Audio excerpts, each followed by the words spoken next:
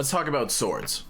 More specifically, we're going to talk about Zoro's swords from One Piece. I will be going over every sword Zoro has used during One Piece up to this point, so there will be some spoilers. Keep that in mind. Luckily, it will be anime only, so if you have caught up to the anime, you can watch this video. And if you haven't, you can also watch it, but just keep in mind for spoilers. The first swords Zoro owned were seen actually in flashbacks when he would face off against his childhood friend and rival, Kuina, in real sword combat. Zoro kept these swords all the way up to his first encounter with Luffy. However, Zoro's swords, along with the Wado Ichimonji, were stolen by Helmeppo and then later retrieved again by Luffy. Later in the timeline, Zoro would break these two dual katanas in his fight against Dracule Mihawk, the Wado Ichimonji. When Zoro was still a kid after the passing of his friend Kuina, he begged his master for her sword, the Wado Ichimonji, in hopes to achieve their shared dream and keep the promise he made to her to become the greatest swordsman. This sword belongs to the 21 Owazamano grade swords within the One Piece world, and it has yet to been broken, and it will most likely stay by Zoro's side until the day he defeats Dracule Mihawk. Johnny and Yakusu's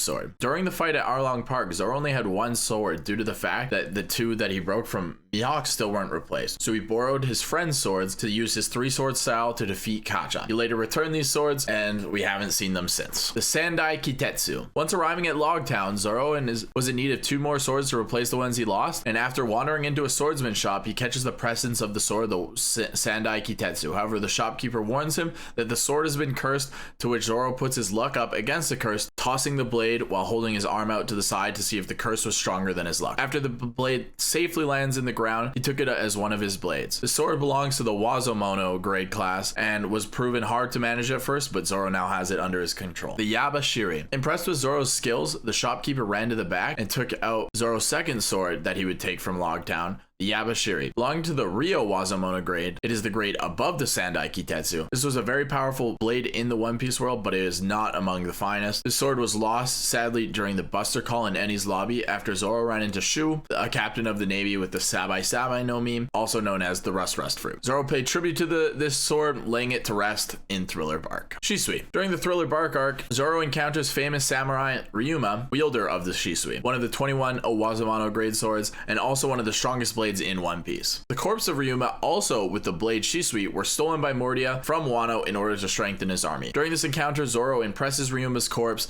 and Ryuma gives him Shusui as a prize. Not only is Shusui one of the 21 Owazamano grade swords, it is also a black blade, making it ultimately stronger. However, once arriving in Wano, Zoro returns Shusui in exchange for a separate blade. Seppuku Blade. During the beginning of Wano, we see Zoro leaving a bar late at night when he runs into a slasher. However, the slasher escapes, and the crime committed is pinned on Zoro instead. The 3 swords he was carrying at the time, Shusui, the Wado Ichimonji, and the Sandai Kitetsu, were confiscated, and Zoro was given a Seppuku Blade in order to grant him an honorable death. Zoro uses this knife to take back his swords. Kamazo's Scythe. Later on in the Wano arc, Zoro confronts a bridge bandit named Guikumaru who stole Shusui and wouldn't let Zoro take it back, stating that it was the treasure of Wano. During his encounter with the bridge bandit, he also runs into Kamazo, the manslayer. During their fight, he finds himself 1 sword short, and after being impaled with his scythe, he uses it in order to take him down with his 3-sword style. I believe he just leaves that there afterwards when he's taken to get healed for his injuries. Not sure what happened to that blade. Enma. After recovering from his fight with the manslayer, Kitori pleads with Zoro to give back Shusui to the land of Wano. In exchange, she would give him her sword, Enma. Enma is one of the 21 Owazamano grade swords and formerly belonged to the legendary samurai Kozuki Oden. Enma, along with Oden's other sword, were passed down to